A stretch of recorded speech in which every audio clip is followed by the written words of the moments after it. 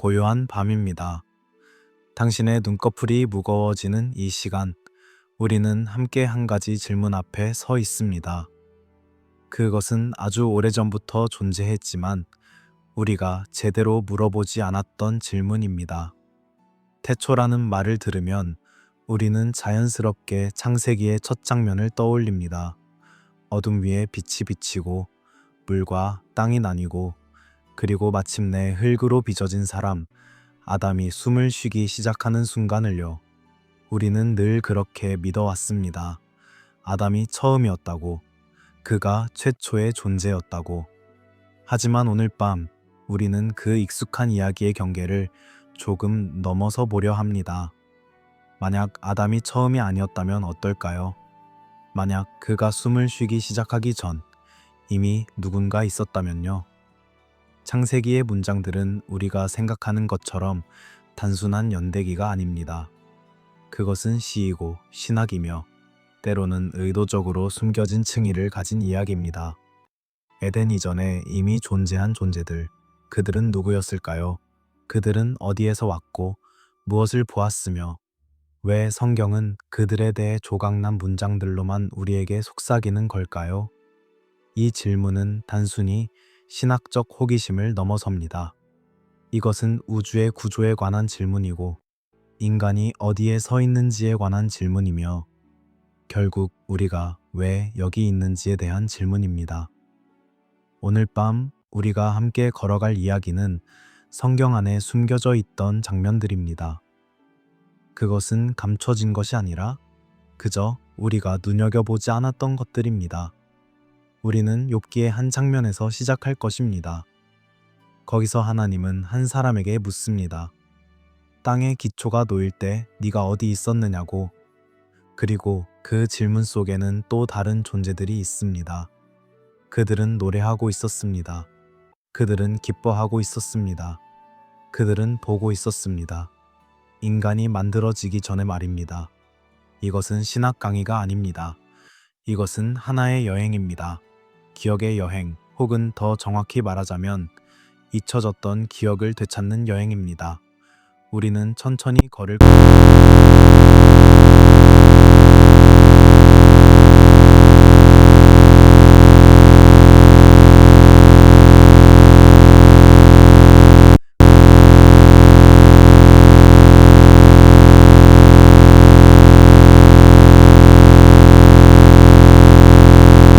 순간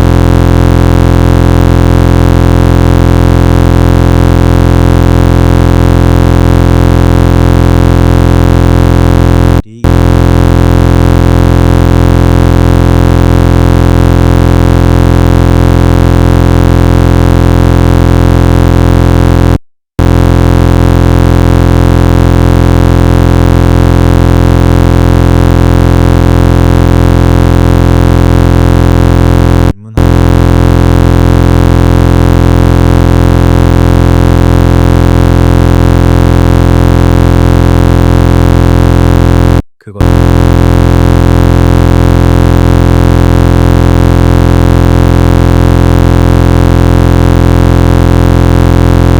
자금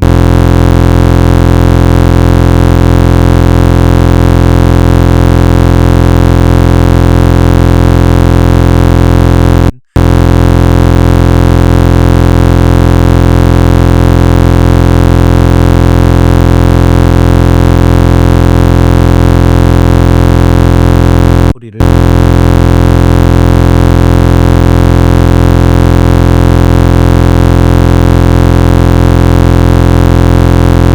그리고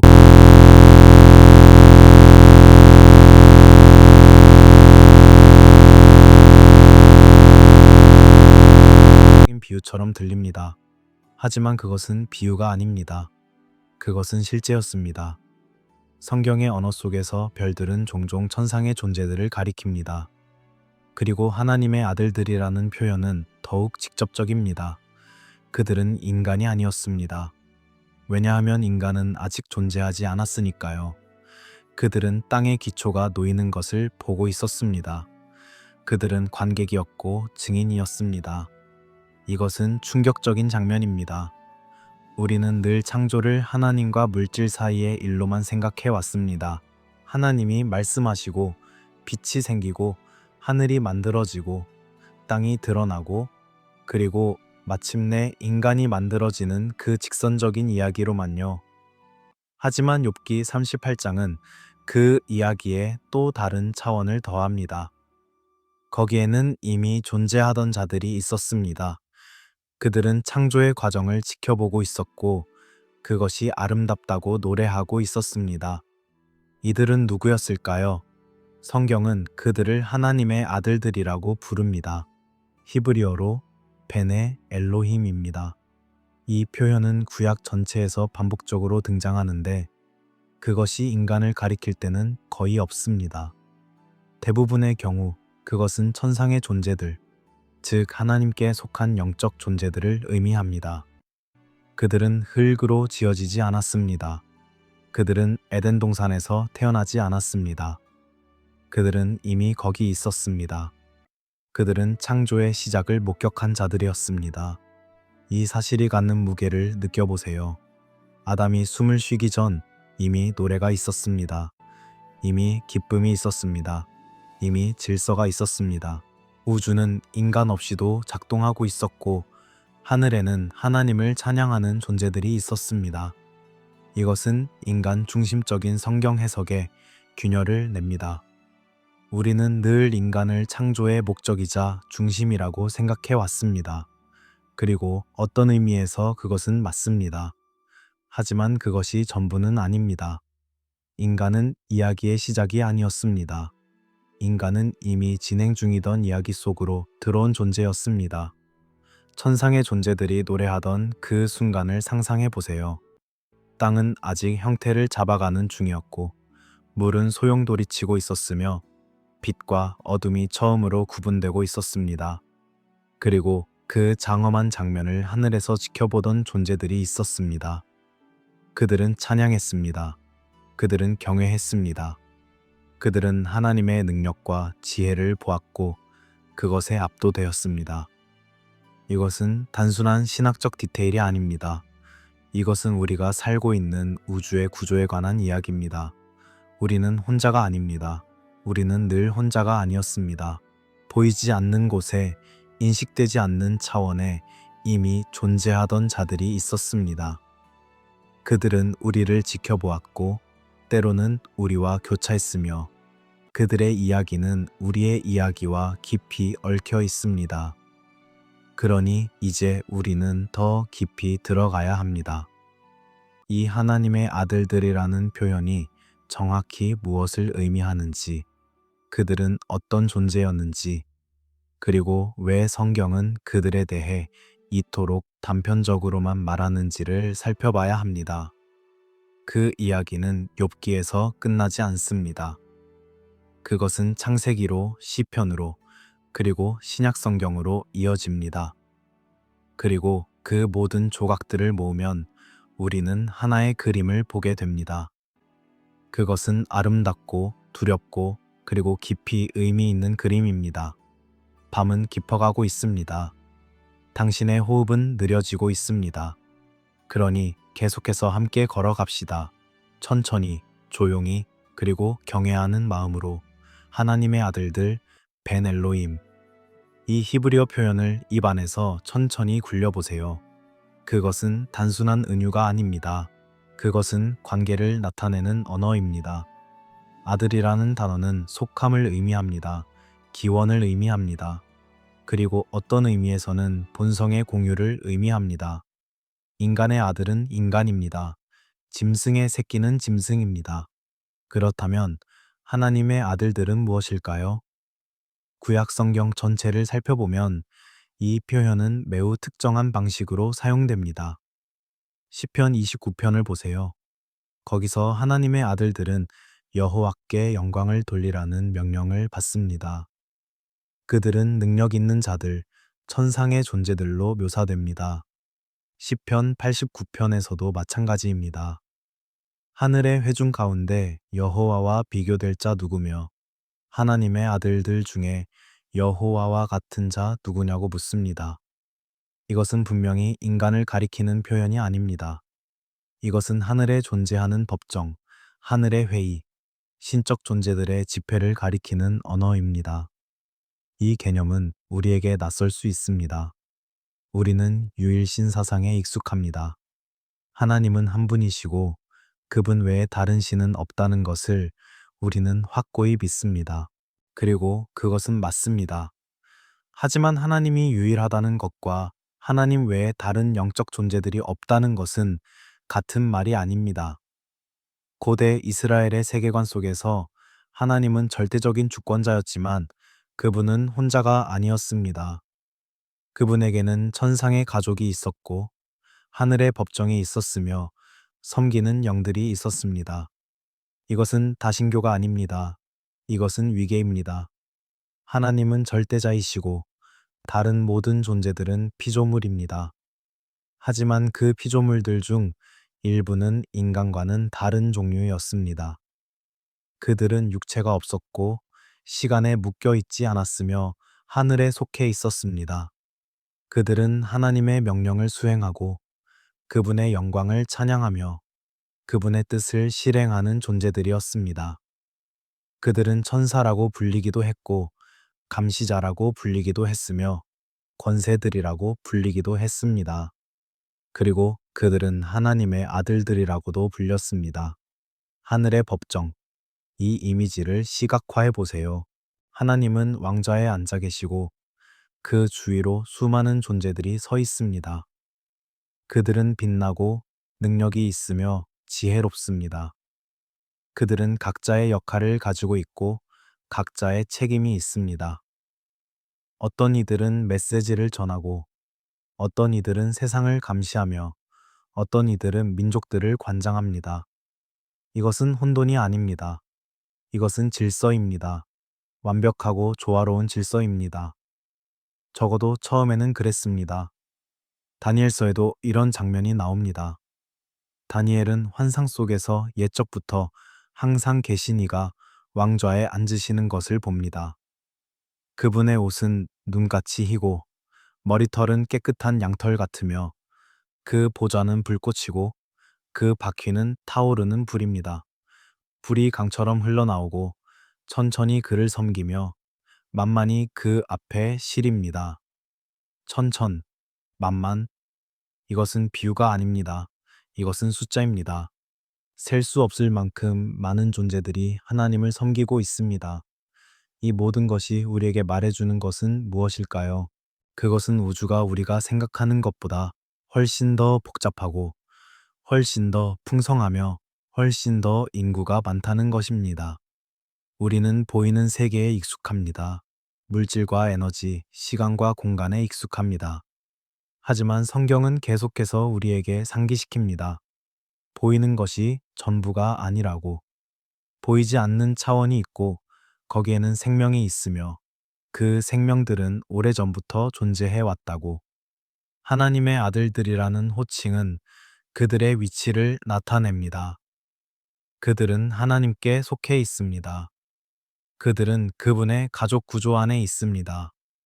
하지만 그것은 또한 그들의 책임을 나타냅니다. 아들은 순종해야 합니다.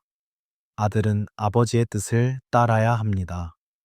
그리고 여기서 이야기는 어두워지기 시작합니다. 왜냐하면 모든 아들이 순종하지는 않았기 때문입니다. 모든 아들이 자기 자리를 지키지는 않았기 때문입니다. 하늘의 질서는 완벽했습니다. 하지만 질서는 선택을 배제하지 않습니다. 그들에게도 의지가 있었습니다. 그들에게도 결정할 능력이 있었습니다. 그리고 어느 순간 그들 중 일부는 결정했습니다. 경계를 넘기로, 자기 위치를 벗어나기로, 하나님이 정하신 구조를 거스르기로, 그리고 그 결정은 온 세상에 파문을 일으켰습니다. 우리는 이제 창세기로 돌아가야 합니다. 하지만 이번에는 다른 눈으로 읽어야 합니다. 우리는 이미 하나님의 아들들이 누구인지 압니다. 우리는 그들이 인간이 아니라는 것을 압니다. 그리고 이제 우리는 창세기 6장을 읽을 준비가 되었습니다. 거기서 일어난 일은 단순한 도덕적 타락이 아니었습니다. 그것은 우주적 재앙이었습니다. 그것은 경계의 파괴였고 질서의 왜곡이었으며 회복할 수 없는 선을 넘는 것이었습니다. 밤의 적막이 더 깊어집니다. 당신의 몸은 이불 속에서 편안해지고 있습니다. 하지만 이야기는 계속됩니다. 그것은 어두워질 것입니다. 하지만 두려워하지 마세요. 모든 어둠에는 끝이 있고 모든 이야기에는 빛이 있습니다. 우리는 함께 그 빛을 향해 걸어갈 것입니다. 창세기 6장. 이 짧은 본문은 수천 년 동안 신학자들을 당혹스럽게 만들었습니다. 문장들은 단순해 보입니다. 하지만 그 안에 담긴 의미는 심오하고 불안하며 충격적입니다. 사람이 땅 위에 번성하기 시작하고 딸들이 태어날 때 하나님의 아들들이 사람의 딸들의 아름다움을 보고 자기들이 좋아하는 모든 여자를 아내로 삼았다고 기록되어 있습니다. 이 문장을 천천히 다시 읽어보세요. 하나님의 아들들. 우리는 이제 그들이 누구인지 압니다. 그들은 인간이 아닙니다. 그들은 천상의 존재들입니다. 그리고 사람의 딸들. 이것은 명백히 인간 여성들을 가리킵니다. 그렇다면 이 구절이 말하는 것은 무엇일까요? 그것은 경계의 침범입니다. 하늘에 속한 존재들이 땅으로 내려왔습니다. 그들은 인간 세계에 개입했습니다. 그리고 그들은 인간 여성들과 결합했습니다. 결혼이라는 단어가 사용되었지만 이것은 하나님이 정하신 결혼이 아니었습니다. 이것은 하나님이 창조하신 질서 안에서 일어날 수 있는 일이 아니었습니다. 인간은 인간과 결합하도록 만들어졌습니다. 천상의 존재들은 자기들의 영역에 머물러야 했습니다. 하지만 그들은 선을 넘었습니다. 그들은 자기들의 권한을 넘어섰습니다. 그들은 하나님이 정하신 경계를 무시했습니다. 그 결과는 네피림이라는 존재들의 출현이었습니다. 이 단어는 타락한 자들 혹은 떨어진 자들을 의미합니다. 그들은 거인들이었다고 기록됩니다. 그들은 용사들이었고 옛날에 유명한 사람들이었습니다. 하지만 성경은 그들을 긍정적으로 묘사하지 않습니다. 그들은 폭력의 상징이었고 타락의 상징이었습니다. 그들의 존재 자체가 무언가 근본적으로 잘못되었음을 나타냈습니다. 이 이야기를 읽을 때 많은 사람들은 불편함을 느낍니다. 이것이 정말 성경에 있는 이야기일까요? 이것이 정말 일어난 일일까요? 그들은 이 구절을 다르게 해석하려고 시도합니다. 하나님의 아들들을 경건한 인간들로, 사람의 딸들을 불경건한 인간들로 읽으려고 합니다. 하지만 그런 해석은 본문과 맞지 않습니다. 왜냐하면 경건한 사람과 불경건한 사람의 결혼이 네피림 같은 존재를 낳지는 않기 때문입니다. 그리고 더 중요하게 성경의 다른 부분들은 이 사건을 정확히 우리가 읽은 그대로 이해해야 합니다. 홍수 이전의 세계를 상상해 보세요. 그곳은 아름다웠을 것입니다. 인간은 번성하고 있었고, 문명은 발전하고 있었으며, 딸들은 아름다웠습니다. 하지만 하늘에서는 어떤 일이 일어나고 있었습니다. 감시자들, 즉 인간 세계를 지켜보도록 임명된 존재들이 욕망을 느끼기 시작했습니다. 그들은 인간 여성들의 아름다움을 보았고 그것을 원했습니다. 그들은 자기들에게 주어진 역할에 만족하지 않았습니다. 그들은 더 많은 것을 원했습니다. 그래서 그들은 내려왔습니다. 그들은 육체를 취했습니다. 그들은 인간 세계에 개입했습니다. 그리고 그들은 여자들을 취했습니다. 본문은 자기들이 좋아하는 모든 여자를 취했다고 말합니다. 이것은 선택이 아니었습니다. 이것은 힘의 사용이었습니다. 이것은 폭력이었습니다. 그들은 원하는 것을 취했고 그 결과는 재앙이었습니다. 네피림의 탄생은 시작에 불과했습니다. 그들의 존재는 세상에 폭력을 가져왔습니다. 창세기 6장은 계속해서 말합니다. 땅이 하나님 앞에서 부패했고 땅에 포악함이 가득했다고. 사람의 모든 생각의 계획이 항상 악할 뿐이었다고. 이것은 단순한 인간의 죄가 아니었습니다. 이것은 더 깊은 부패였습니다. 이것은 영적 타락이 물질 세계로 침투한 결과였습니다. 하나님은 이것을 보셨습니다. 그리고 하나님은 근심하셨습니다. 성경은 매우 인간적인 언어로 이것을 표현합니다. 하나님이 땅 위에 사람 지으셨음을 한탄하사 마음에 근심하셨다고. 이것은 실수였다는 의미가 아닙니다. 이것은 슬픔이었습니다. 이것은 아픔이었습니다. 창조가 이렇게 왜곡될 것을 하나님은 원하지 않으셨습니다. 그래서 결정이 내려졌습니다. 물이 세상을 덮을 것이었습니다. 홍수가 올 것이었습니다. 모든 것이 씻겨 나갈 것이었습니다. 인간과 짐승, 땅의 모든 생명이 물 아래로 사라질 것이었습니다. 이것은 가혹해 보입니다. 이것은 너무 극단적으로 보입니다. 하지만 부패가 얼마나 깊었는지를 생각해 보세요. 이것은 단순히 인간의 도덕적 실패가 아니었습니다. 이것은 우주적 질서의 파괴였습니다. 하늘과 땅 사이의 경계가 무너졌습니다. 그리고 그 경계가 회복되지 않는 한 세상은 계속해서 어둠 속으로 내려갈 것이었습니다. 물이 오기 전의 정적을 상상해 보세요. 하늘은 어두워지고 구름이 모이기 시작합니다. 사람들은 아직 모릅니다. 네피림은 여전히 땅을 지배하고 있습니다. 폭력은 계속되고 있습니다. 하지만 하나님의 결정은 이미 내려졌습니다. 노아는 방주를 짓고 있습니다.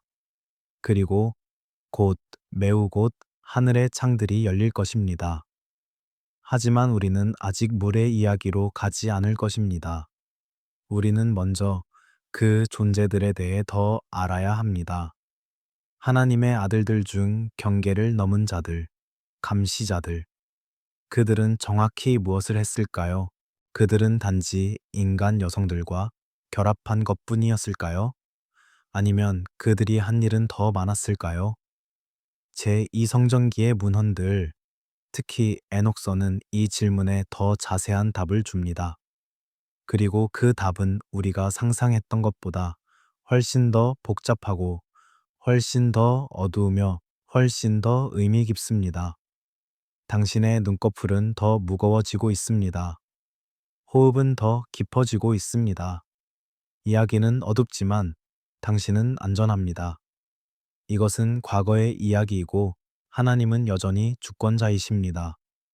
그러니 계속해서 듣고 계속해서 쉬세요. 제2성정이. 이것은 바벨론 포로 이후부터 예루살렘 성전이 로마에 의해 파괴되기까지의 시기를 가리킵니다. 대략 기원전 516년부터 기원 후 70년까지입니다. 이 시기 동안 유대인들은 자신들의 신앙을 재정의하고 성경을 재해석하며 새로운 문헌들을 기록했습니다. 그 중 하나가 에녹서입니다. 에녹서는 정경에 포함되지 않았습니다. 적어도 대부분의 기독교 전통에서는 그렇습니다. 에티오피아 정교회는 이것을 정경으로 받아들이지만 대부분의 교회는 그렇지 않습니다. 하지만 그것이 에녹서를 무가치하게 만들지는 않습니다. 이 책은 고대 유대인들이 창세기 6장을 어떻게 이해했는지를 보여줍니다. 그리고 매우 중요하게 신약 성경의 저자들은 이 책을 알고 있었고 때로는 인용하기도 했습니다. 에녹서는 하나님의 아들들을 감시자들이라고 부릅니다. 히브리어로 이림입니다. 깨어 있는 자들이라는 뜻입니다. 그들은 인간 세계를 감시하도록 지켜보도록 임명된 존재들이었습니다. 그들의 역할은 보호하고 관찰하고 하나님께 보고하는 것이었습니다. 하지만 그들은 그 역할을 벗어났습니다. 에녹서에 따르면 감시자들의 타락은 단순히 욕망의 문제가 아니었습니다. 그것은 계획된 반역이었습니다. 그들의 지도자 세미야자는 다른 감시자들을 모았습니다. 총 200명이었다고 기록됩니다. 그리고 그는 제안했습니다. 우리가 땅으로 내려가서 인간 여성들을 취하자고. 처음에 다른 감시자들은 두려워했습니다. 그들은 이것이 큰 죄가 될 것을 알았습니다. 그래서 세미야자는 제안했습니다. 우리 모두 맹세하자. 우리 모두 함께 책임을 지자. 그래서 그들은 맹세했습니다. 그리고 함께 내려왔습니다. 그들이 한 일은 여자를 취한 것만이 아니었습니다. 그들은 인간에게 금지된 지식을 가르쳤습니다. 아자젤은 무기 만드는 법을 가르쳤습니다. 검과 칼, 방패와 갑옷.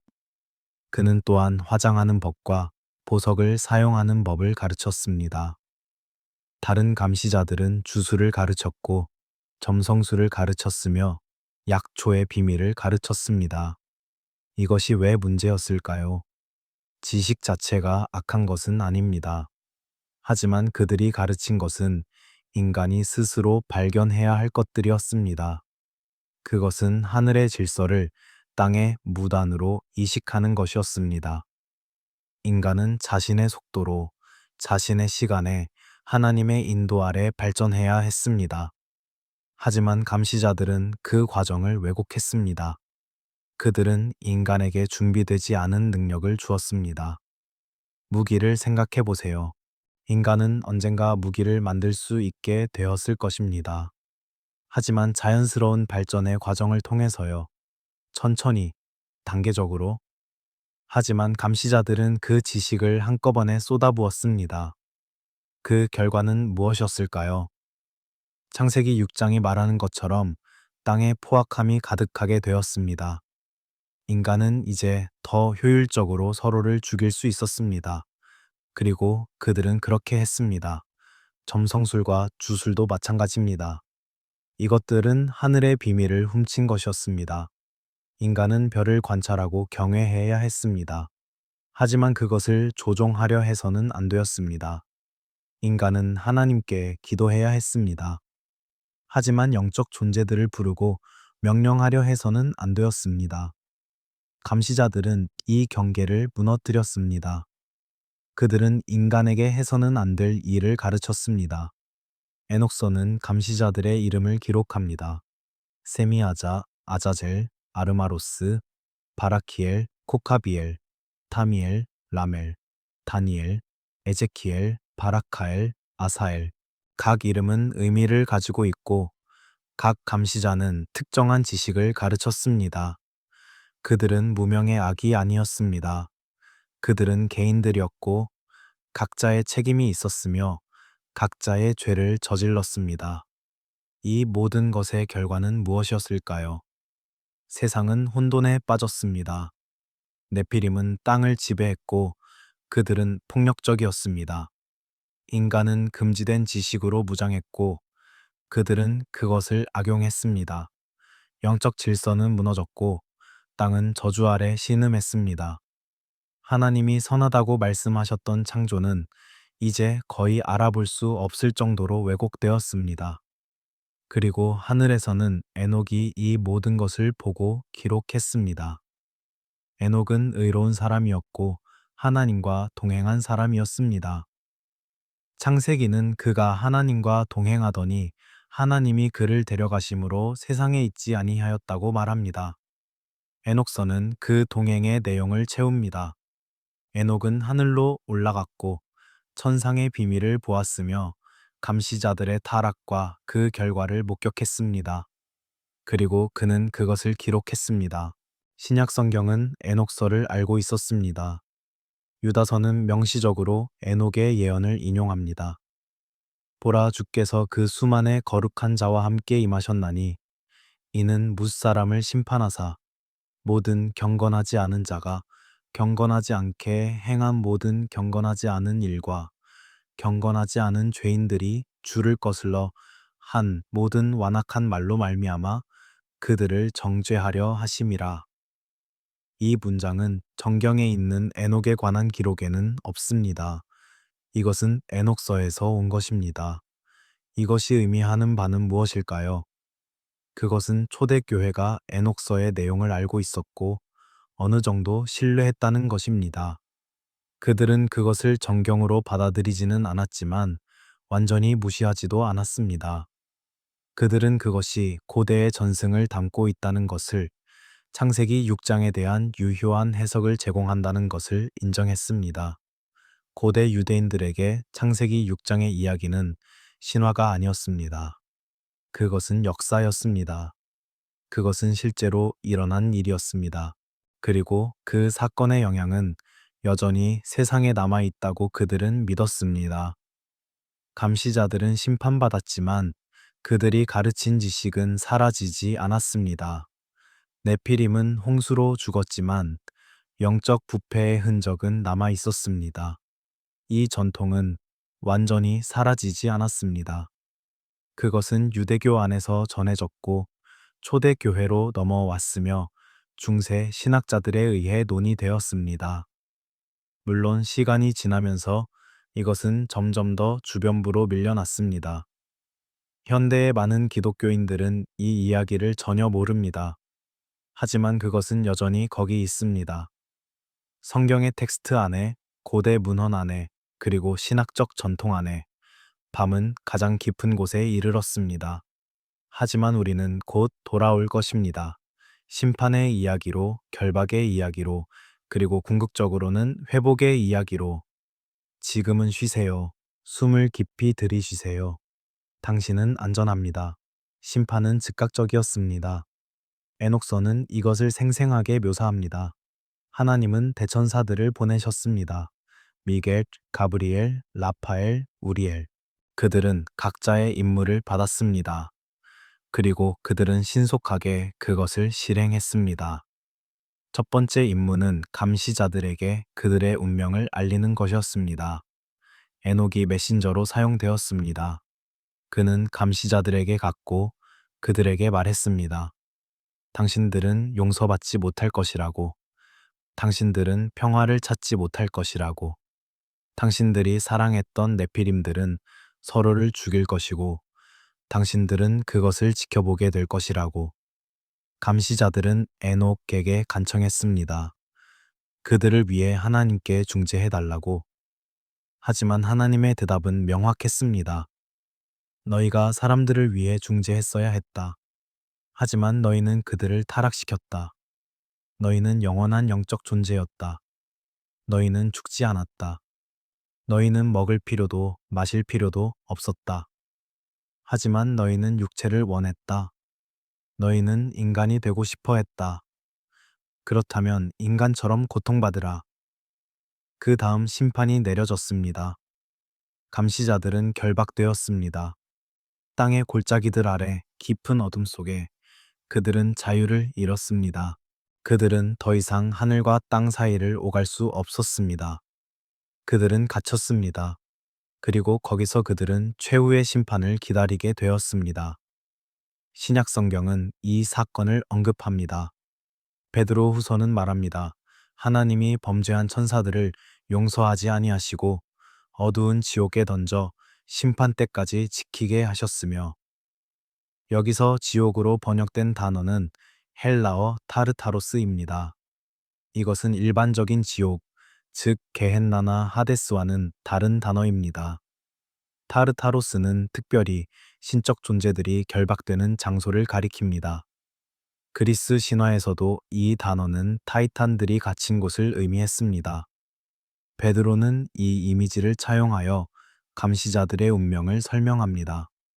유다서도 비슷하게 말합니다.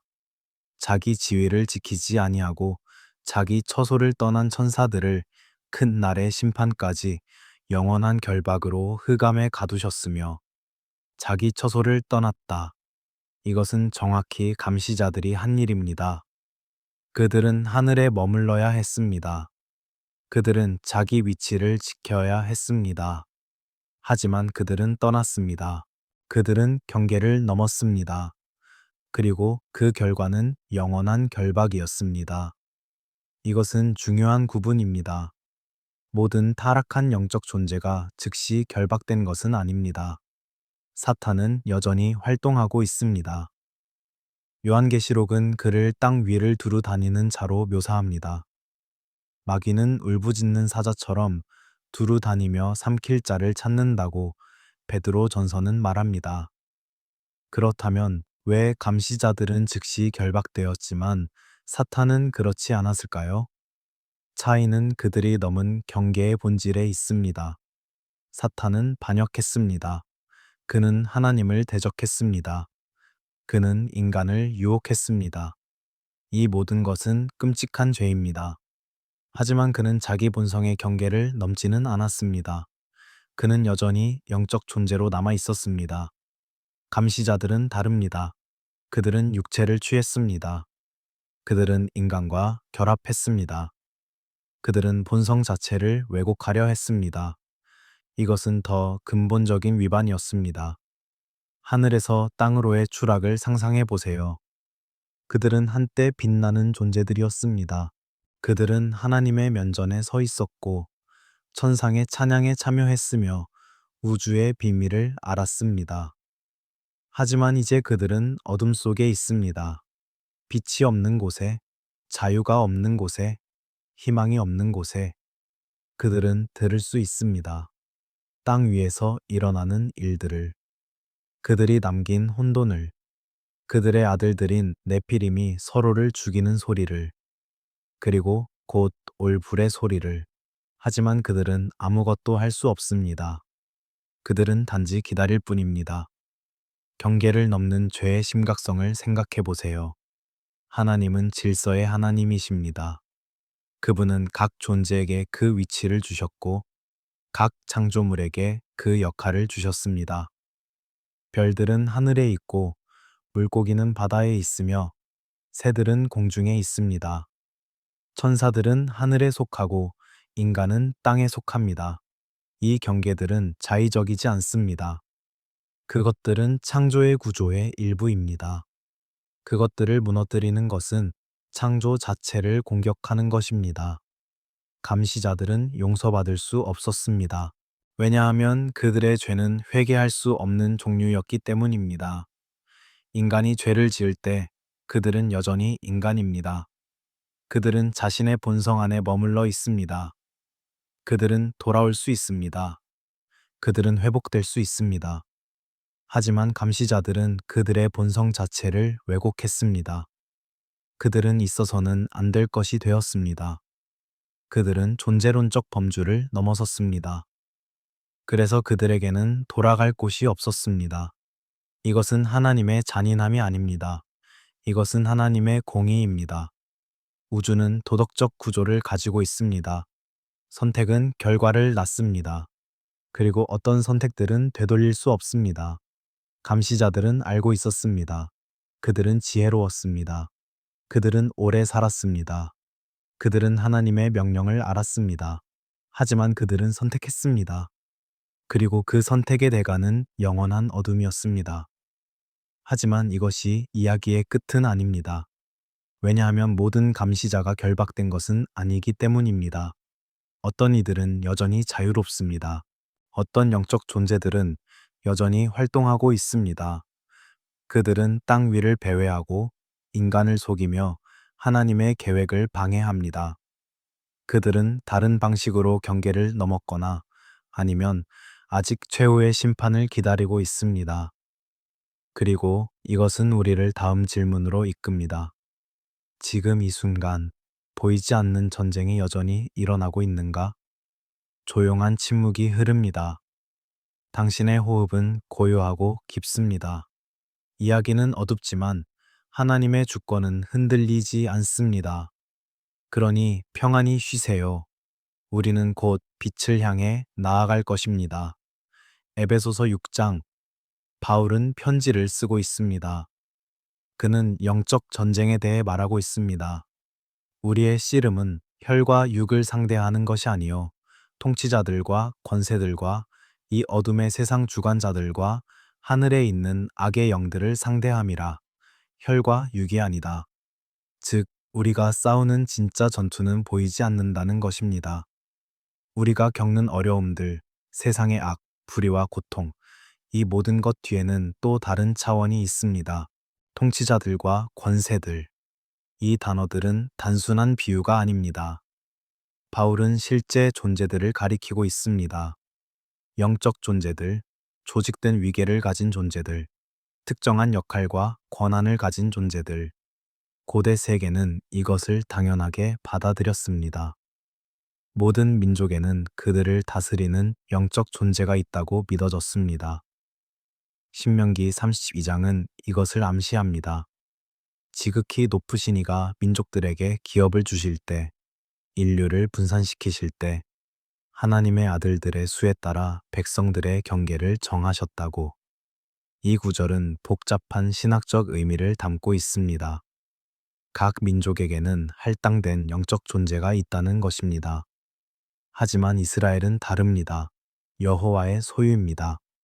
여호와 자신이 직접 이스라엘을 다스리십니다. 다니엘서는 이것을 더 명확히 보여줍니다. 다니엘이 기도할 때 천사가 나타나 그에게 말합니다. 당신의 첫 기도부터 내가 듣고 왔지만 페르시아의 군주가 21일 동안 나를 막았다고.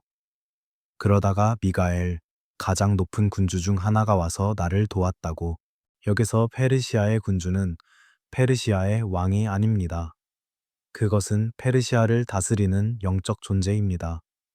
그리고 미가엘은 이스라엘을 보호하는 대천사입니다.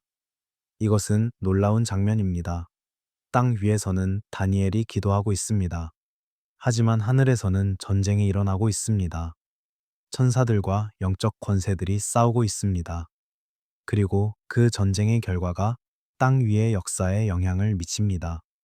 이것은 우리가 보는 역사 뒤에 또 다른 역사가 있다는 것을 의미합니다. 우리가 겪는 사건들 뒤에 영적 차원의 투쟁이 있다는 것을 의미합니다. 왜 세상은 늘 왜곡된 질서를 반복할까요? 왜 전쟁은 끝나지 않을까요? 왜 불의는 계속될까요? 왜 선한 사람들이 고통받고 악한 사람들이 번영할까요? 물론 인간의 자유의지가 한 부분입니다. 인간의 죄가 한 부분입니다. 하지만 그것이 전부는 아닙니다. 성경은 우리에게 말합니다. 보이지 않는 곳에서 전쟁이 일어나고 있다고. 영적 권세들이 하나님의 계획을 방해하려 한다고. 이것은 공포를 위한 이야기가 아닙니다. 이것은 인식을 위한 이야기입니다. 바울은 에베소 교인들에게 두려워하라고 말하지 않습니다. 그는 그들에게 깨어 있으라고 말합니다. 그는 그들에게 하나님의 전신갑주를 입으라고 말합니다. 진리의 허리띠, 의의 흉배, 평안의 복음의 신, 믿음의 방패, 구원의 투구, 성령의 검. 이것들은 방어 도구입니다. 이것들은 우리를 보호하는 것들입니다. 영적 존재들은 강력합니다. 그들은 오래 살았고 지혜롭고 능력이 있습니다. 하지만 그들은 제한되어 있습니다.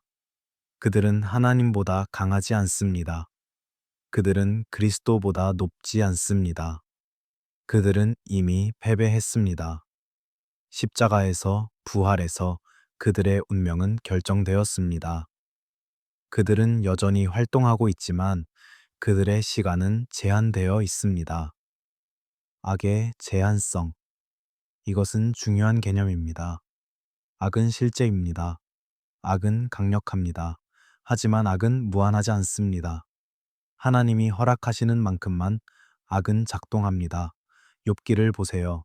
사탄은 욥을 시험하고 싶어 했지만 하나님의 허락을 구해야 했습니다. 그리고 하나님은 경계를 정하셨습니다. 여기까지만, 그 이상은 안 된다고. 이것은 우리에게 위로를 줍니다. 우리가 겪는 시험, 우리가 직면하는 어둠, 그 모든 것은 하나님의 주권 아래 있습니다. 영적 권세들이 우리를 공격할 수 있지만 그들은 우리를 파괴할 수 없습니다. 왜냐하면 우리는 하나님의 손 안에 있기 때문입니다. 우리는 그리스도의 피로 구속되었기 때문입니다. 우리는 성령으로 인쳐졌기 때문입니다. 보이지 않는 전쟁은 실제입니다. 하지만 그것은 우리를 무력하게 만들지 않습니다. 오히려 그것은 우리를 깨우칩니다. 우리는 단지 물질적 존재가 아닙니다. 우리는 영적 존재이기도 합니다. 우리는 보이는 세계에만 살지 않습니다. 우리는 보이지 않는 세계와도 연결되어 있습니다. 그리고 그 세계에서 선택이 중요합니다. 기도가 중요합니다. 믿음이 중요합니다. 바울은 계속해서 말합니다. 모든 기도와 간구를 하되 항상 성령 안에서 기도하고 이를 위하여 깨어 구하기를 항상 힘쓰라고. 기도는 단순한 의식이 아닙니다. 기도는 영적 전쟁의 무기입니다. 기도를 통해 우리는 하늘의 자원에 접근합니다. 기도를 통해 우리는 하나님의 능력을 땅 위로 초청합니다. 기도를 통해 우리는 영적 권세들에 대항합니다. 이것은 신비롭게 들릴 수 있습니다. 이것은 추상적으로 들릴 수 있습니다. 하지만 그것은 매우 실제적입니다. 당신이 유혹과 싸울 때 그것은 단지 당신의 욕망과의 싸움이 아닙니다. 거기에는 영적 차원이 있습니다. 당신이 불의에 맞설 때 그것은 단지 인간 시스템과의 싸움이 아닙니다. 거기에는 보이지 않는 권세가 있습니다. 당신이 진리를 말할 때, 당신이 선을 선택할 때, 당신이 사랑을 실천할 때, 당신은 단지 도덕적 선택을 하는 것이 아닙니다. 당신은 영적 전쟁에 참여하고 있는 것입니다. 하지만 두려워하지 마세요. 하나님이 우리와 함께 계시다면 누가 우리를 대적하겠습니까? 권세들은 강하지만 하나님은 더 강하십니다. 어둠은 실제하지만 빛이 그것을 이깁니다. 전쟁은 격렬하지만 결과는 이미 결정되었습니다. 우리는 이기는 편에 서 있습니다. 평온한 음성으로 말합니다. 숨을 깊이 쉬세요. 긴장을 풀어보세요. 이 모든 것은 당신을 두렵게 하려는 것이 아닙니다. 이것은 당신을 깨우려는 것입니다. 당신은 더 큰 이야기의 일부입니다. 당신의 삶은 중요합니다. 당신의 선택은 영원한 무게를 가집니다. 그러니 용기를 내세요. 그리고 계속해서 빛을 향해 걸으세요. 이제 우리는 처음으로 돌아갑니다. 창세기 1장 2절. 땅이 혼돈하고 공허하며 흑암이 깊음 위에 있고. 이 문장을 천천히 읽어보세요. 이것은 창조의 시작을 묘사하는 것처럼 보입니다. 하지만 어떤 학자들은 다르게 읽습니다. 그들은 이것이 창조가 아니라 심판 이후의 상태를 묘사한다고 말합니다. 혼돈하고 공허하며. 히브리어로 토후와 보후입니다. 이 표현은 성경의 다른 곳에서도 나타납니다. 그리고 흥미롭게도 그것은 항상 심판과 황폐의 맥락에서 사용됩니다. 이사야 34장을 보세요. 에돔에 대한 심판을 선포하면서 하나님은 그곳을 혼돈과 공허의 줄로 잴 것이라고 말씀하십니다. 예레미야 4장도 비슷합니다. 예레미야는 환상 속에서 땅을 보는데 그것은 혼돈하고 공허합니다. 하늘에는 빛이 없고 산들은 흔들리며 사람이 없습니다. 이것은 심판을 묘사하는 언어입니다. 그렇다면 창세기 1장 2절도 심판을 묘사하는 것일까요? 이것은 급진적인 해석처럼 들립니다. 하지만 가능성이 있습니다. 만약 그렇다면 창세기 1장은 처음 창조가 아니라 재창조 혹은 회복을 묘사하는 것입니다. 무언가가 먼저 있었습니다. 그리고 그것은 혼돈과 공허로 변했습니다. 그리고 이제 하나님은 그것을 다시 질서 있게 만드십니다. 이것은 감시자들의 타락과 어떻게 연결될까요? 만약 감시자들이 땅에 내려와 혼돈을 일으켰다면, 만약 그들의 행동이 땅을 황폐하게 만들었다면, 창세기 1장 2절은 그 황폐를 묘사하는 것일 수 있습니다. 빛이 다시 선포되기 전에 침묵, 질서가 다시 세워지기 전에 혼돈, 생명이 다시 숨쉬기 전에 죽음, 이것은 추측입니다. 성경은 이것을 명시적으로 말하지 않습니다. 하지만 암시는 있습니다. 욥기 38장은 땅의 기초가 놓일 때 하나님의 아들들이 노래했다고 말합니다. 이것은 아담 이전을 가리킵니다. 시편 104편은 창조를 찬양하면서 하나님이 기품을 옷 입듯 땅을 덮으셨고 물들이 상곡되기 위해 섰다가 하나님의 꾸짖음에 도망갔다고 말합니다. 이것은 단순한 물의 분리가 아닙니다. 이것은 혼돈에 대한 승리를 묘사하는 언어입니다. 고대 근동의 신화들은 창조를 혼돈과의 전투로 묘사합니다. 바벨론의 에누마 엘리시에서 마르둑은 혼돈의 여신 티아맛을 죽이고 그녀의 시체로 세상을 만듭니다. 가나안 신화에서 바알은 얌, 즉 바다와 싸워 그를 물리칩니다. 이것들은 이교 신화입니다. 성경은 이것들을 받아들이지 않습니다. 하지만 성경은 비슷한 이미지를 사용합니다. 하나님은 혼돈을 질서로 바꾸시는 분입니다. 하나님은 어둠을 빛으로 바꾸시는 분입니다. 창세기 1장을 다시 읽어보세요. 이번에는 이것을 회복의 이야기로 읽어보세요. 땅은 혼돈하고 공허했습니다. 하지만 하나님의 영은 수면 위에 운행하고 계셨습니다. 움직이고 계셨습니다. 활동하고 계셨습니다. 그리고 하나님은 말씀하셨습니다. 빛이 있으라. 그리고 빛이 있었습니다. 이것은 새로운 시작입니다. 이것은 재정렬입니다. 혼돈은 뒤로 밀려나고 질서가 전진합니다. 어둠은 제한되고 빛이 다스립니다. 물은 경계를 받고 땅이 드러납니다. 하나씩 하나씩 날마다 하나님은 세상을 다시 만드십니다. 아니, 다시 만든다는 표현도 정확하지 않습니다. 하나님은 세상을 회복하십니다. 원래 있어야 할 모습으로 돌려놓으십니다. 6일, 6번의 창조 행위, 그리고 7째 날, 안식. 하나님은 보셨습니다. 그리고 보시기에 좋았습니다. 매우 좋았습니다. 질서는 회복되었습니다. 아름다움은 돌아왔습니다. 그리고 이제 마지막 행위로 하나님은 인간을 만드십니다. 아담. 그는 처음이 아니었을 수 있습니다. 그는 최초의 지적 존재가 아니었습니다. 그는 최초의 창조물이 아니었습니다. 하지만 그는 전환점이었습니다. 그는 새로운 시작이었습니다. 하나님은 그에게 특별한 역할을 주셨습니다. 땅을 다스리는 것, 생육하고 번성하는 것, 하나님의 형상을 드러내는 것. 아담은 천사들이 실패한 자리에 놓였습니다. 감시자들은 자기 위치를 지키지 못했습니다. 그들은 경계를 넘었습니다. 그들은 혼돈을 가져왔습니다. 이제 하나님은 새로운 계획을 시작하십니다. 인간을 통한 계획, 연약하고 제한적이고 죽을 수밖에 없는 존재들. 하지만 그들은 선택할 수 있습니다. 그들은 사랑할 수 있습니다.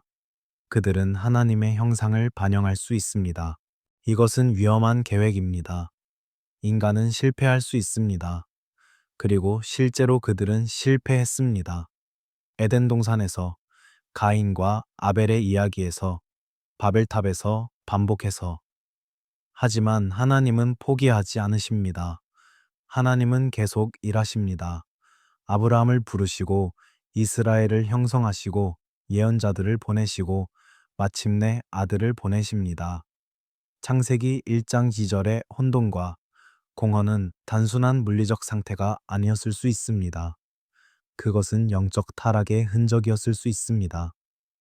감시자들이 땅에 남긴 상처, 그들의 반역이 초래한 황폐, 그리고 하나님의 대답은 파괴가 아니라 회복이었습니다.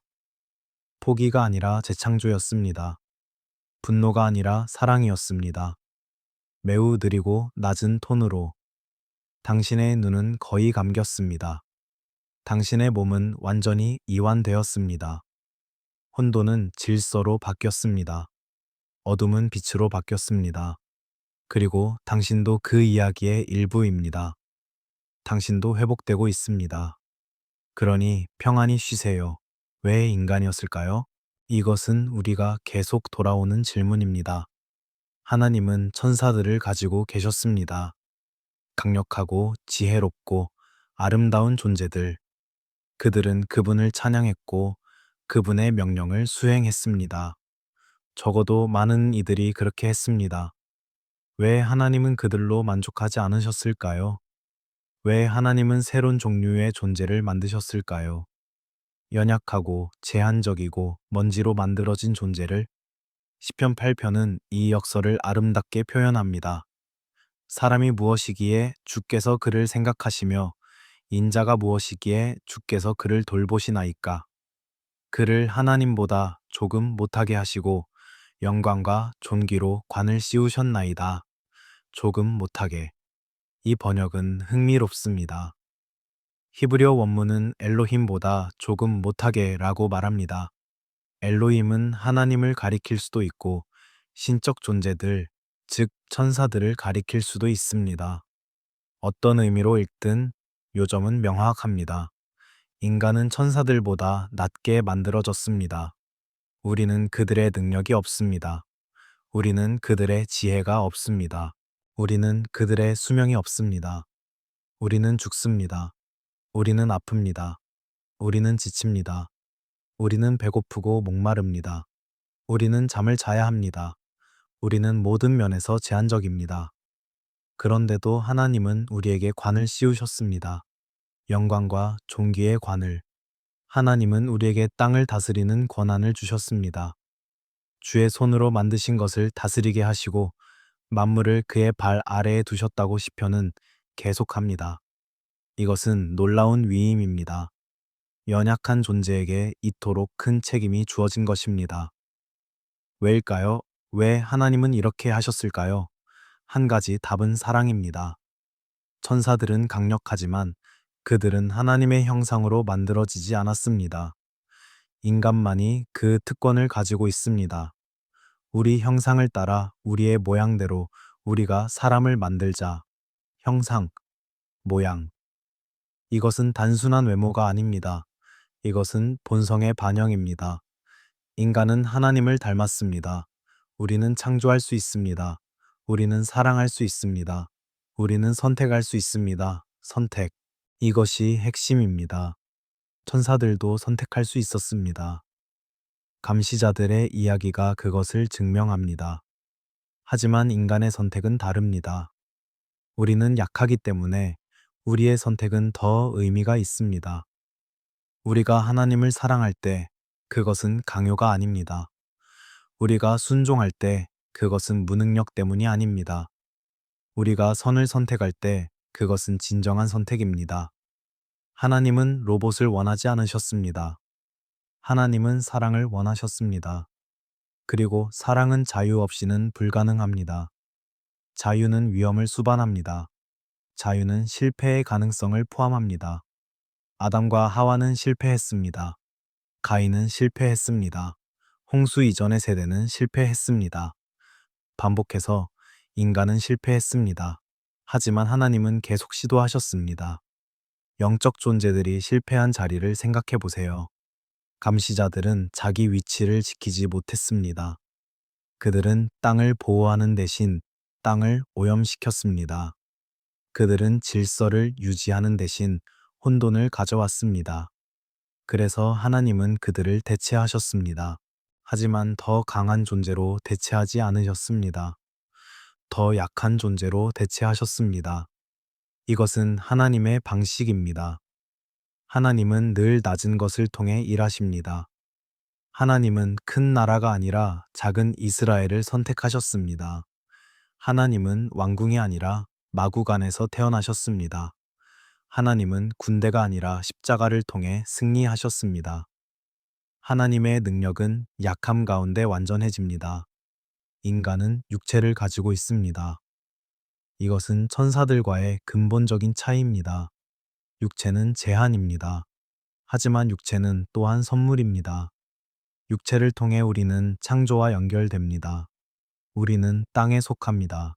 우리는 먹고, 마시고, 만지고, 느낍니다. 우리는 기쁨을 경험하고 고통을 경험합니다. 우리는 시간 속에 살며 그 시간은 의미를 가집니다. 땅을 다스리는 것, 이것이 인간에게 주어진 사명입니다. 창세기 1장은 말합니다. 생육하고 번성하여 땅에 충만하라. 땅을 정복하라. 바다의 물고기와 하늘의 새와 땅에 움직이는 모든 생물을 다스리라. 이것은 착취가 아닙니다. 이것은 청지기 직분입니다. 이것은 하나님을 대신하여 창조를 돌보는 것입니다. 위임된 통치권. 하나님은 땅의 왕이십니다. 하지만 하나님은 그 통치를 인간과 나누기로 선택하셨습니다. 우리는 부왕들입니다. 우리는 대리자들입니다. 우리는 하나님의 형상을 드러내며 창조를 돌보도록 부름받았습니다. 물론 우리는 실패했습니다. 우리는 땅을 착취했습니다. 우리는 서로를 억압했습니다. 우리는 피조물을 학대했습니다. 하지만 그것이 원래 계획은 아니었습니다. 원래 계획은 조화였습니다. 평화였습니다. 에덴 동산은 그 비전을 보여줍니다. 인간과 동물이 함께 살고 일이 기쁨이며 하나님이 저녁 시간에 산책하시는 곳, 실패 가능성을 포함한 사랑. 이것이 하나님이 감수하신 위험입니다. 하나님은 우리가 실패할 수 있다는 것을 아셨습니다. 하나님은 우리가 반역할 수 있다는 것을 아셨습니다. 하나님은 죄가 들어올 것을 아셨고 죽음이 왕 노릇할 것을 아셨으며 세상이 어둠에 빠질 것을 아셨습니다. 하지만 하나님은 여전히 우리를 만드셨습니다. 왜냐하면 사랑이 그만한 가치가 있기 때문입니다. 천사들은 하나님을 섬깁니다. 하지만 인간은 하나님을 사랑할 수 있습니다. 천사들은 명령을 수행합니다. 하지만 인간은 관계를 맺을 수 있습니다. 천사들은 강력합니다. 하지만 인간은 하나님의 자녀가 될 수 있습니다. 그리고 이것은 우리를 마지막 장으로 이끕니다. 왜냐하면 이야기는 아담에서 끝나지 않기 때문입니다. 이야기는 실패에서 끝나지 않기 때문입니다. 하나님은 포기하지 않으셨습니다. 하나님은 계속 일하셨습니다. 그리고 마침내 때가 참에 하나님은 아들을 보내셨습니다. 그리고 그 아들을 통해 모든 것이 새로워졌습니다. 당신의 호흡은 평화롭습니다. 당신의 마음은 고요합니다. 당신은 이 이야기의 일부입니다.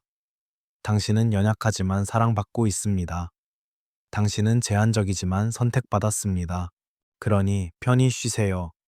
마지막 장이 당신을 기다립니다. 새로운 아들들, 이것은 복음의 핵심입니다. 예수 그리스도를 통해 우리는 하나님의 자녀가 됩니다. 요한복음은 말합니다. 영접하는 자, 곧 그 이름을 믿는 자들에게는 하나님의 자녀가 되는 권세를 주셨으니 하나님의 자녀. 이것은 은유가 아닙니다. 이것은 실제입니다. 우리는 입양되었습니다. 우리는 가족에 속하게 되었습니다. 하나님의 아들들이라는 표현을 기억하세요. 그것은 천상의 존재들을 가리켰습니다. 하지만 이제 그 표현은 새로운 의미를 얻습니다. 우리도 하나님의 아들들입니다. 우리도 하나님의 딸들입니다. 천사가 아니라 인간인 우리가, 연약하고 죽을 수밖에 없는 우리가. 이것은 놀라운 역전입니다. 천사들은 창조의 시작부터 거기 있었습니다. 그들은 땅의 기초가 놓일 때 노래했습니다. 그들은 강력하고 영광스럽습니다. 하지만 그들을 위한 구속은 없습니다. 히브리서는 말합니다. 그가 천사들을 붙들어 주려 하심이 아니요 오직 아브라함의 자손을 붙들어 주려 하심이라. 하나님은 타락한 천사들을 구원하지 않으십니다. 하나님은 타락한 인간을 구원하십니다. 왜일까요? 왜 천사가 아니라 인간일까요? 한 가지 답은 성육신입니다. 예수님은 천사의 본성을 취하지 않으셨습니다. 예수님은 인간의 본성을 취하셨습니다. 그분은 육체가 되셨습니다. 그분은 우리 가운데 거하셨습니다. 그분은 배고프셨고, 목마르셨고, 지치셨고, 고통받으셨습니다. 그분은 우리와 같이 되셨습니다. 죄만 제외하고. 그래서 그분은 우리를 대표할 수 있었습니다. 그분은 우리를 대신하여 죽을 수 있었습니다. 그분은 우리의 죄를 짊어질 수 있었습니다. 그리고 그분이 부활하셨을 때 그분은 우리를 위한 길을 여셨습니다. 죽음에서 생명으로, 저주에서 축복으로, 노예에서 아들로, 아들 됨의 제정에, 구약에서 하나님의 아들들은 천상의 존재들이었습니다. 하지만 신약에서 하나님의 아들들은 그리스도를 믿는 자들입니다. 갈라디아서는 말합니다. 너희는 다 믿음으로 말미암아 그리스도 예수 안에서 하나님의 아들이 되었느니라. 믿음으로, 은혜로, 선물로. 우리는 그것을 벌지 않았습니다. 우리는 그것을 살 수 없습니다. 우리는 그것을 받습니다. 그리고 우리가 받을 때 모든 것이 변합니다.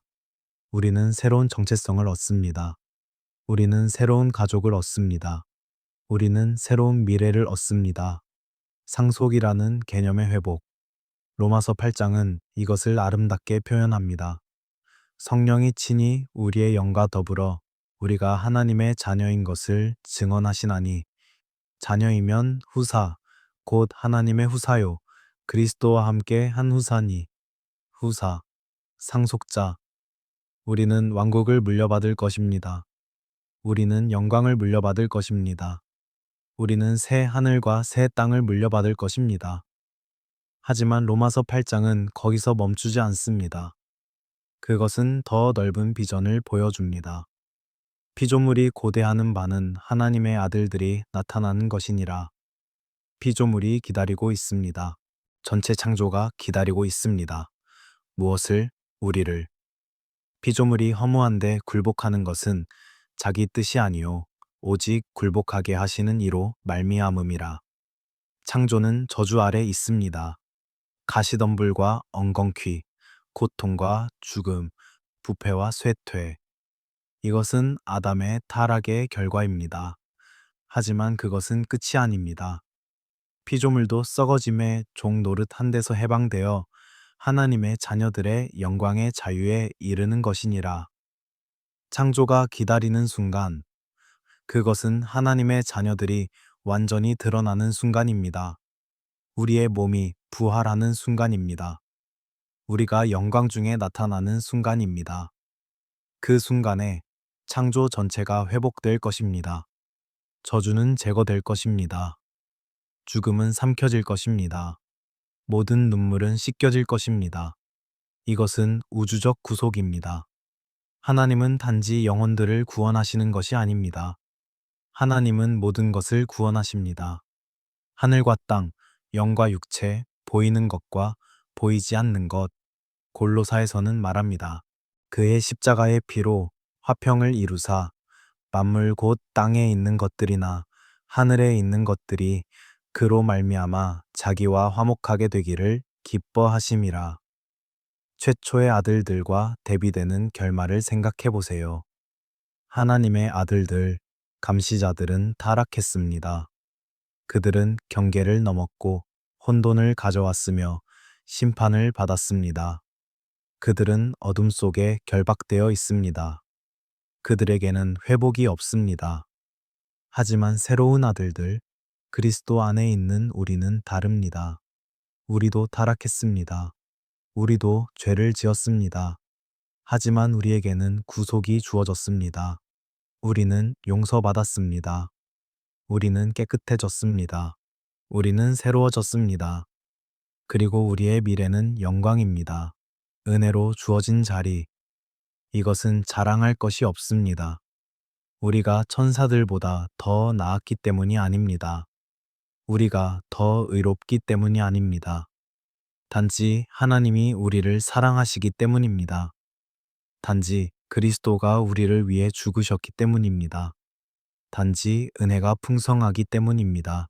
우리에게는 두려움이 아니라 소명이 있습니다. 우리는 이 세상에서 하나님의 대사들입니다. 우리는 빛입니다. 우리는 소금입니다. 우리는 회복의 대리인들입니다. 우리는 연약하지만 성령으로 능력을 받았습니다. 우리는 제한적이지만 하나님의 자원에 접근할 수 있습니다. 우리는 죽을 수밖에 없지만 영원한 생명의 약속을 가지고 있습니다. 그리고 언젠가 아주 곧 이 모든 것이 완성될 것입니다. 요한계시록은 그 날을 묘사합니다. 새 하늘과 새 땅, 새 예루살렘. 하나님이 그의 백성과 함께 거하시는 곳. 다시는 죽음이 없고 애통하는 것이나 곡하는 것이나 아픈 것이 다시 없을 곳. 왕좌에 앉으신 이가 말씀하십니다. 보라, 내가 만물을 새롭게 하노라. 잠들기 직전의 위로와 확신. 당신은 이 이야기의 일부입니다. 당신은 선택받았습니다. 당신은 사랑받고 있습니다. 당신은 하나님의 자녀입니다. 감시자들이 실패한 곳에서 당신은 은혜로 설 것입니다.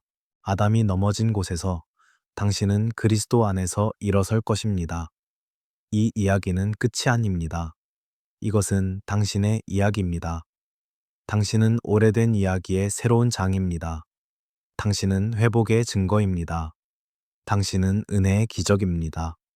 그러니 두려워하지 마세요. 용기를 내세요. 그리고 믿으세요. 밤은 깊고 고요합니다. 별들은 여전히 빛나고 있습니다. 그들도 한때 하나님의 아들들이 노래하던 것을 목격했습니다. 그들도 타락을 보았고 홍수를 보았으며 구속을 보았습니다. 그들도 기다리고 있습니다. 마지막 날을, 모든 것이 회복되는 날을. 그러니 이제 쉬세요. 깊이 쉬세요. 당신의 호흡은 느리고 평화롭습니다. 당신의 마음은 평온합니다. 당신은 안전합니다. 당신은 사랑받고 있습니다. 당신은 집으로 가는 길에 있습니다. 고요한 밤의 끝자락에서 우리는 함께 긴 여행을 걸어왔습니다. 우리는 시간의 저편을 들여다보았고 아담 이전의 존재들을 만났으며 타락과 심판과 은혜의 이야기를 따라왔습니다. 우리는 창세기의 첫 문장들이 담고 있는 깊이를 보았고 욥기의 질문들이 가리키는 신비를 탐구했으며 신약 성경이 완성하는 구속의 비전을 엿보았습니다. 이 모든 것이 우리에게 무엇을 말해줄까요? 그것은 우리가 생각하는 것보다 훨씬 더 큰 이야기 속에 있다는 것입니다. 우리는 우주적 드라마의 일부입니다. 하늘과 땅, 시간과 영원, 보이는 것과 보이지 않는 것이 모두 얽혀 있는 이야기의 일부입니다. 그리고 놀랍게도 이 광대한 이야기 속에서 우리 각자는 중요합니다. 우리는 우연이 아닙니다. 우리는 실수가 아닙니다. 우리는 의도되었고 사랑받았으며 목적을 가지고 있습니다. 하나님의 아들들이 땅의 기초가 놓일 때 노래했듯이 우리도 노래할 수 있습니다. 우리의 노래는 다를 것입니다. 우리의 노래는 구속을 안 자들의 노래이고 은혜를 경험한 자들의 노래이며 어둠에서 빛으로 옮겨진 자들의 노래입니다. 우리의 노래는 더 깊은 의미를 담고 있습니다. 왜냐하면 우리는 타락을 알고 회복을 맛보았기 때문입니다. 당신이 눈을 감고 잠에 빠져들 때 이것을 기억하세요. 당신은 혼자가 아닙니다. 보이지 않는 곳에서 하나님의 천사들이 여전히 섬기고 있습니다. 그들은 당신을 지키고 있습니다. 그들은 당신을 위해 일하고 있습니다. 감시자들은 타락했지만 충성스러운 천사들은 여전히 그들의 사명을 수행하고 있습니다. 그리고 더 중요하게 하나님 자신이 당신과 함께 계십니다. 하나님의 영이 당신 안에 거하십니다. 그리스도의 사랑이 당신을 둘러싸고 있습니다. 당신은 하나님의 자녀입니다. 당신은 왕국의 상속자입니다. 당신은 새 하늘과 새 땅을 물려받을 자입니다. 이 채널을 통해 우리는 앞으로도 계속해서 역사의 숨겨진 층위들을 탐구할 것입니다. 우리가 너무 당연하게 받아들였던 이야기들을 다시 읽을 것입니다. 우리가 놓쳤던 연결고리들을 발견할 것입니다. 그리고 매번 우리는 같은 진리로 돌아올 것입니다. 하나님은 선하시고 하나님의 계획은 완벽하며 우리는 그 계획에 사랑받는 일부라는 것을. 만약 이 여정이 의미 있었다면 채널을 구독해 주세요. 그리고 가능하다면 후원도 고려해 주세요.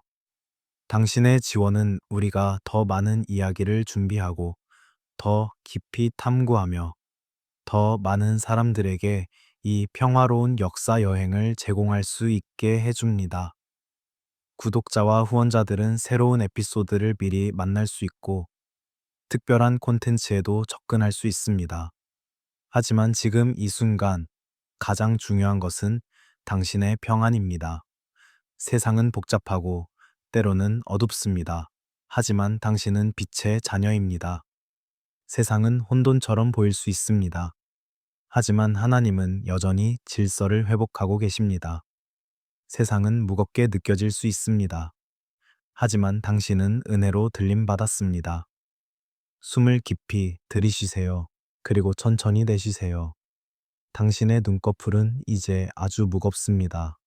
당신의 몸은 완전히 이완되었습니다. 당신의 마음은 고요합니다. 이 밤, 당신은 평안히 쉴 것입니다. 꿈은 부드러울 것입니다. 그리고 아침이 오면 당신은 새롭게 깨어날 것입니다. 아담 이전에 존재했던 하나님의 아들들은 이제 어둠 속에 있습니다. 하지만 당신, 은혜로 구속받은 하나님의 자녀는 빛 가운데 있습니다. 그리고 그 빛은 영원히 꺼지지 않을 것입니다.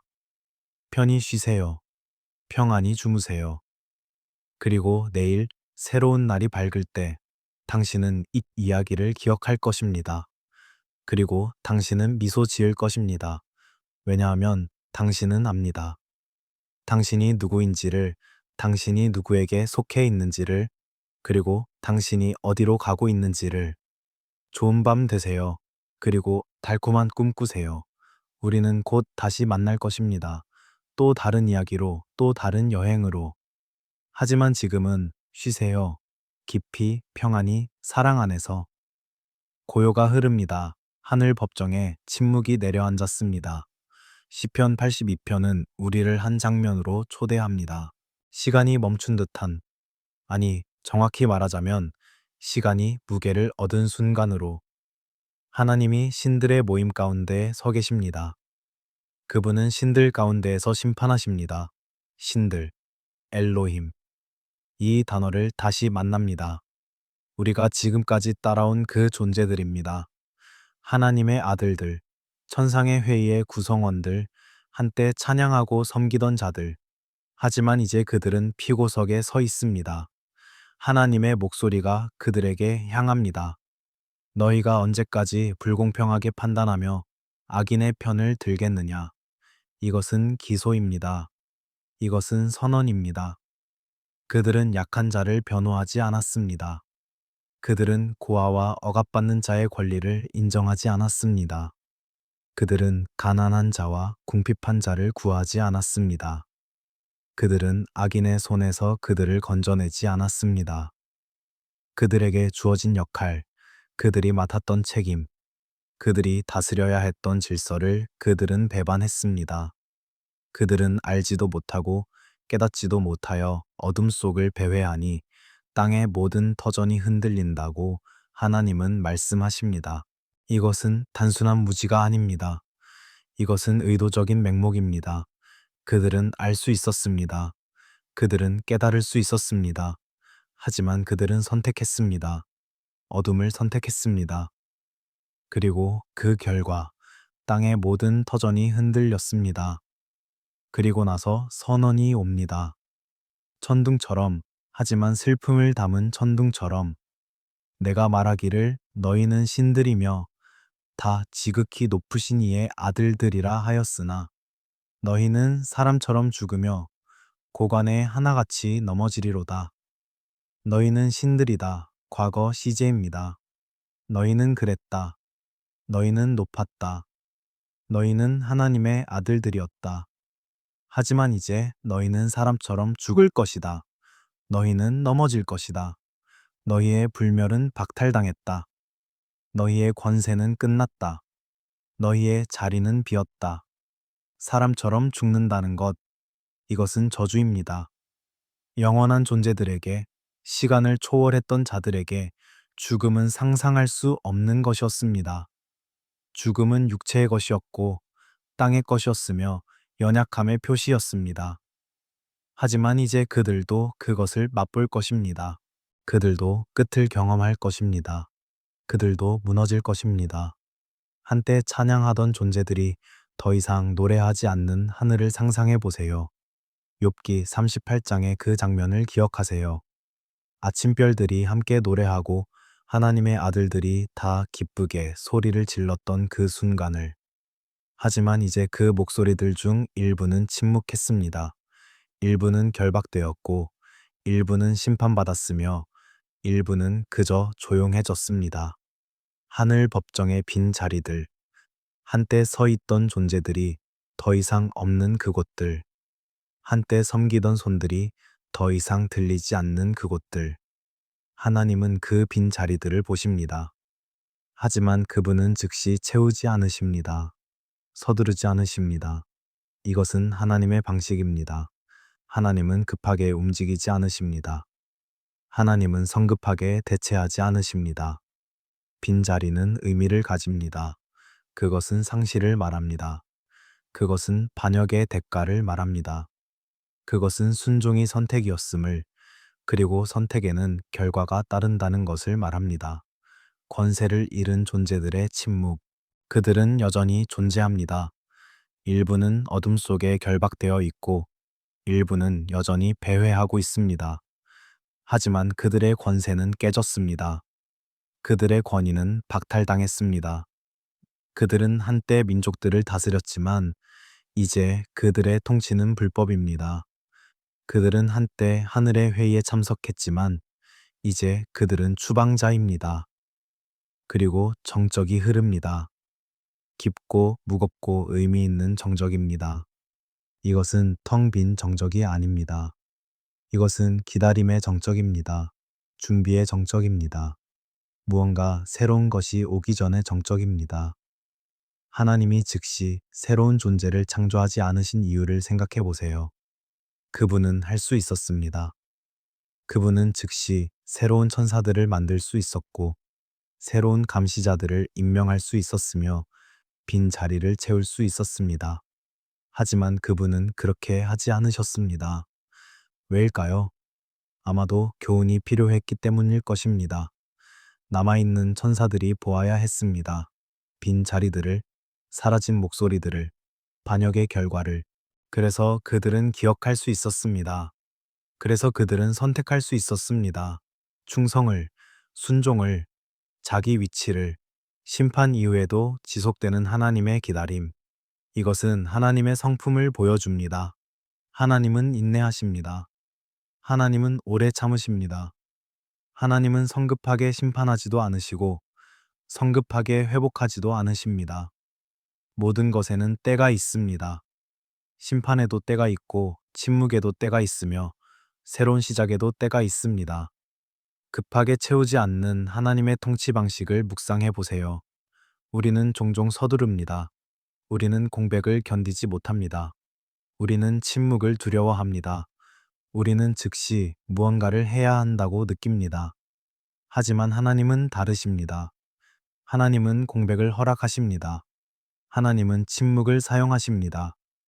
하나님은 기다림을 통해 일하십니다. 공백의 시간, 인간의 등장을 준비하는 시간, 하늘 법정의 빈 자리들은 질문을 만들어냅니다. 누가 이제 땅을 다스릴 것인가? 누가 하나님의 뜻을 실행할 것인가? 누가 질서를 유지할 것인가? 천사들은 실패했습니다. 감시자들은 타락했습니다. 신들은 심판받았습니다. 그렇다면 이제? 그리고 하나님은 대답을 준비하고 계십니다. 하지만 그것은 모두가 예상하는 대답이 아닐 것입니다. 그것은 더 강한 천사가 아닐 것입니다. 그것은 더 지혜로운 존재가 아닐 것입니다. 그것은 무언가 완전히 다른 것, 완전히 새로운 것, 완전히 예상 밖의 것일 것입니다. 그것은 흙으로 빚어진 존재일 것입니다. 연약하고 제한적이고 죽을 수밖에 없는 존재. 하지만 그 연약함 속에 새로운 가능성이 있을 것입니다. 그 제한 속에 새로운 아름다움이 있을 것입니다. 그 죽음 속에 새로운 생명이 있을 것입니다. 고요 속에서 당신의 숨을 고르세요. 들이쉬고 내쉬고 천천히, 깊이. 이 침묵은 끝이 아닙니다. 이것은 전환입니다. 이것은 준비입니다. 무언가 아름다운 것이 오고 있습니다. 무언가 놀라운 것이 시작되려 하고 있습니다. 그러니 쉬세요. 그리고 기다리세요. 새로운 노래가 곧 들릴 것입니다. 에덴 동산의 새벽입니다. 빛은 부드럽게 땅에 닿고 이슬은 풀잎마다 맺혀 있으며 공기는 신선하고 달콤합니다. 아직 아무 소리도 없습니다. 동물들도 아직 이름을 갖지 못했고 나무들도 아직 열매를 맺지 않았으며 강들도 조용히 흐릅니다. 모든 것이 기다리고 있습니다. 무언가를, 누군가를. 그리고 하나님이 땅의 흙으로 사람을 지으십니다. 흙, 아담아, 땅, 가장 평범한 것, 가장 낮은 것, 가장 연약한 것.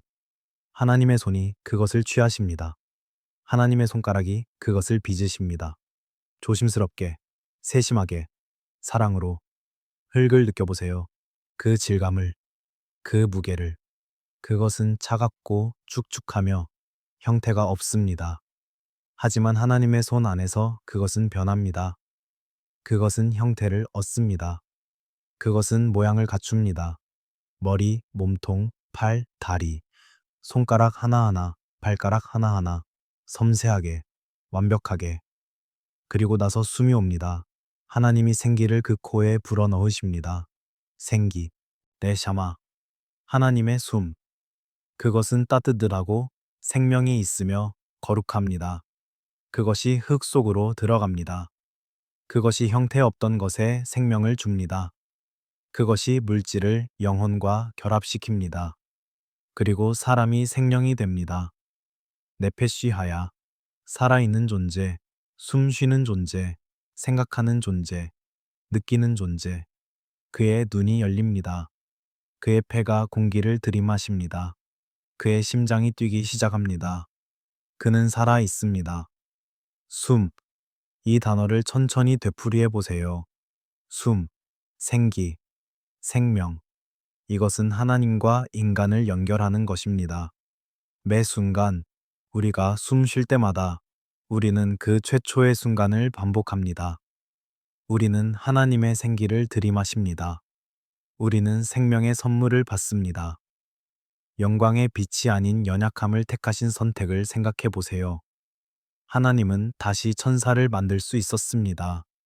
더 강한 천사를, 더 지혜로운 천사를, 실패하지 않을 천사를.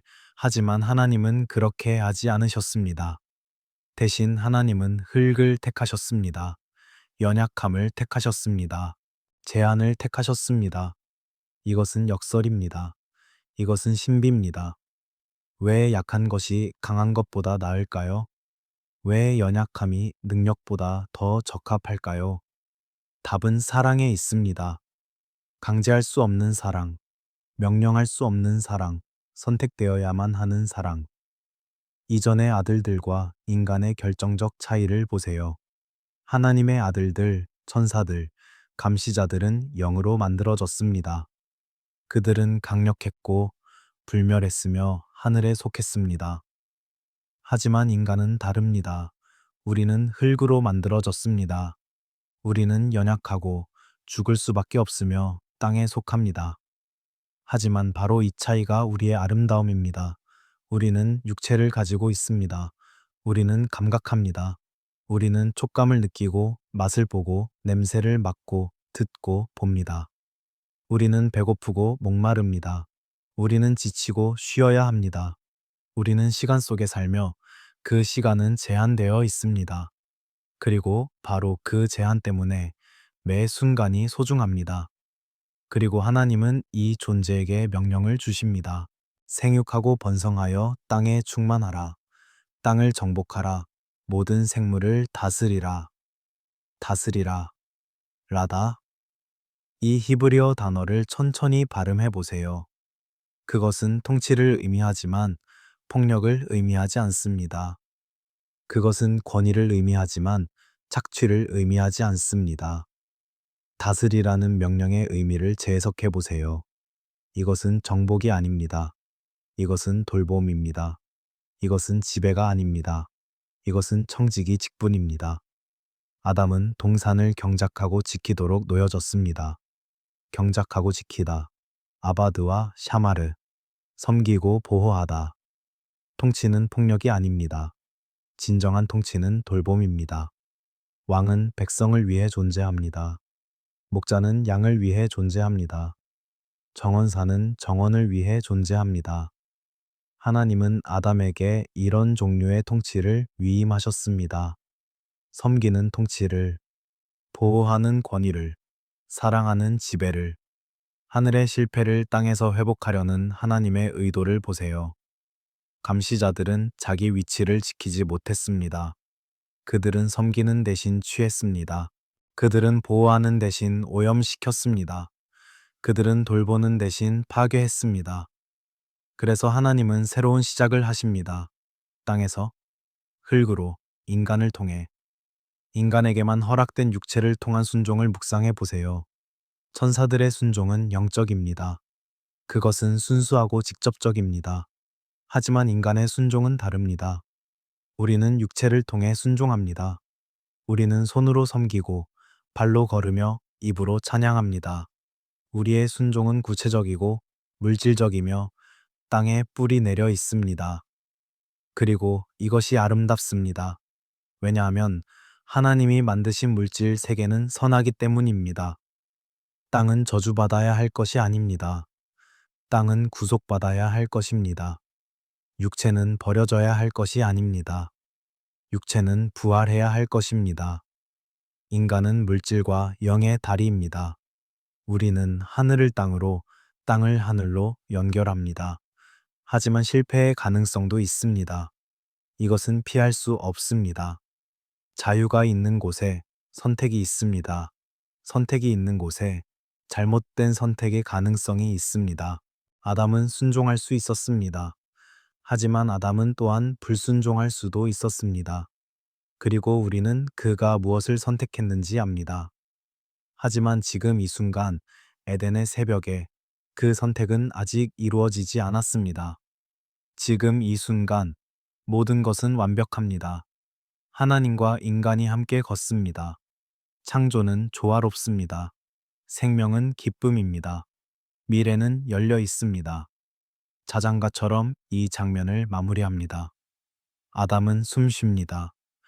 그의 가슴은 오르고 내립니다. 그의 심장은 고요하게 뜁니다. 그는 동산을 걷고 나무들을 봅니다. 그는 강물 소리를 듣고 새들의 노래를 듣습니다.